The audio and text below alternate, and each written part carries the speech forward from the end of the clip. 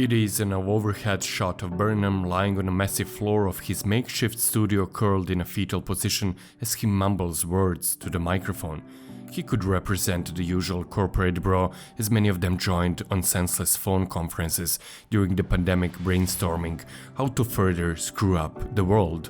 Or maybe it's just Burnham being himself, fed up with this world and his project. But what he will say to the microphone is a brilliant skit that is just part of his hour-and-a-half-long special that must be the best piece of art produced in the pandemic era of the mankind. And nobody's laughing. Burnham's words are too dark and somehow too truthful to life that nobody's feeling like hiding behind the giggle. Yet, this is one of the best comedy specials produced in a decade, one that will forever change the landscape of entertainment industry.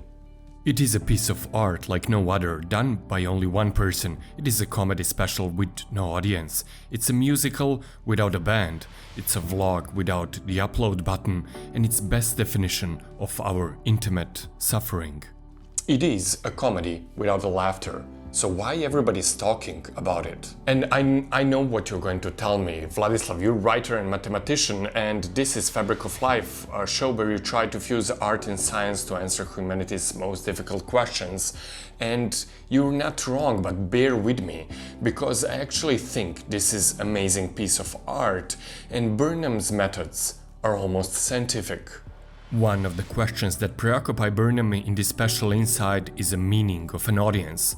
When a laughing, cheering crowd is taken away, what remains? The world is changing. The planet's heating up. What the fuck is going on? It's something that comics and actors have been grappling with for more than a year now, with varying degrees of success. But in the case of Inside, stripping away the live spectator creates a kind of intimacy. This isn't a lockdown video, but it's the way the songs are broken up by outtakes and test shots and glimpses of rehearsals that makes conditions of its own making so explicit. This is a man alone in his room trying to be funny and also, like many of us, trying not to fall apart. But it's not that it's identifiable that makes Inside one of the once-in-a-lifetime art projects. It's because it shows artist for who he really is, stripped to the bare bones. Burnham does this masterfully by explicit cues. In the second part, he's mostly dancing in his underwear, breaking the laws of film continuity by letting his hair grow and then cutting to the scene obviously recorded months later. He does this specially placed awkward cuts through the video, reminding us that he has no crew, makeup or post-production, and that he's not hiding behind the joint force of creatives. We are constantly prompted that everything we see is an artist himself, and that is liberating and hurts at the same time. And this is how Burnham changed comedy forever, by removing anything that might stand behind him and his audience. Although we are watching this months later than the final shot was made, Burnham is ready to speak the truth no matter what consequence might be. For the first time in comedy history, not worrying if any bit will be followed by the laughter. Bo Burnham is ready to ruin our night. This is not the first time he toys with the question, should the comedian entertain or just speak the hurtful truth, no matter how funny it might be. During his interview with Conan O'Brien almost 10 years ago, he shared his dilemma about what he should focus on as entertainer, to speak the truth, no matter how hurtful to someone it might be, or should he focus on people having a good time. Songs are written, which I think is what the songs basically do is they're love songs to girls, and they describe the girls as vaguely as they possibly can, so that every girl can think that that song's about them. So it's like I love how your fingerprints are different than everybody else's, and like I love how your eyes have that like bluish, brownish, greenish color, and like your torso is an arm on either side of it, or like whatever. Did you find out if they were mad or anything? Well, the thing is, that seems sort of harmless, but then it kind of gets a little darker and sort of accuses these young pop artists of being part of this cycle where girls read magazines, feel terrible about themselves because it says, you know, you should be skinnier, you should be prettier. They feel terrible. And then these pop stars tell them that they're perfect and that they're beautiful, and the songs, they buy the song, and then the pop stars on the cover of the magazines, they buy a magazine again, so they're like, and it's sort of just like this vicious cycle. And I basically, like, it's sort of implied that he's working for Satan or whatever. Little shout out to Justin. How's Satan? Yeah. That's great. But then when I found out that he came to the show, I just sort of felt bad because it's like this poor 18-year-old kid like wanted to get out for the night, like with his girlfriend. They snuck into the theater like through the back when the house lights were down. He like grabbed her hand, looked into her eyes, and then I just tooled on him for 10 minutes. But this time, in the second half of the Inside, he seems like he finally switched to the dark side of that decision. Truth mostly about himself is more important than the audience having a good time, and being trapped in a room with no audience certainly helped. Towards the end, he appears completely naked behind his keyboard. It's a visual that signifies a man exposing himself until you realize he's in the spotlight. He's not the first comedian to undress on the stage, metaphorically speaking. 846 is a 2020 performance special by American comedian Dave Chappelle about violence against African Americans that was, like early Burnham's work, released directly on YouTube.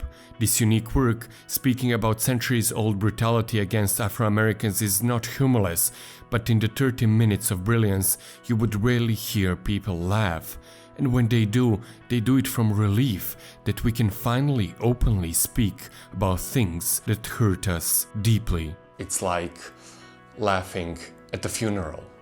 Burnham is making this special as a desperate quest for emotional stability aimed at crisis, which he never mentions as one more tell of a brilliant writer, and with the hope that it will do for the viewers what it did for him. I hope this special can maybe do for you what it's done for me these last couple months, which is to distract me from wanting to put a bullet into my head with a gun.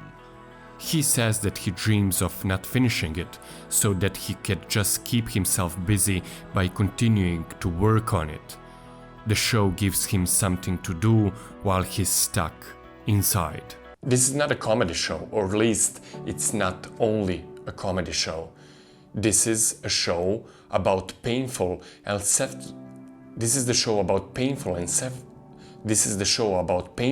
self-destructive ways one needs to take to create an art. Burnham lingers on his behind-the-scenes technical tinkering, handling lights, editing, practicing lines. He's bedraggled, increasingly unshaven, growing a Rasputin-like beard. The aesthetic telegraphs authenticity and vulnerability, but the special stunning final shots reveal the misdirection at work, encouraging skepticism of the performity of such realism. This was best confined in the worlds of Irma Louise Bomberg, an American humorist and writer who created her work a half a century before Burnham was born.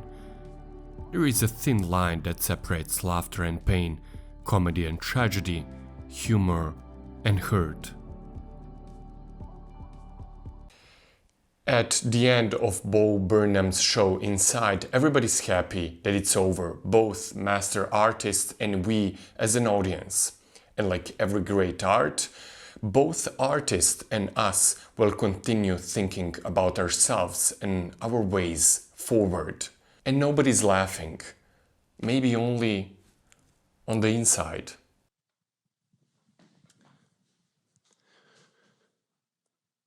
So I've been working on...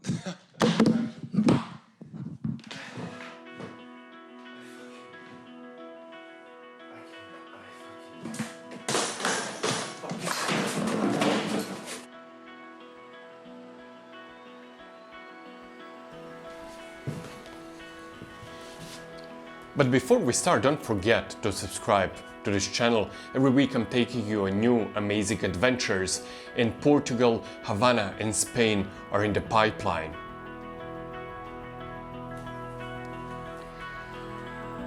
But before we start this amazing adventure, don't forget to subscribe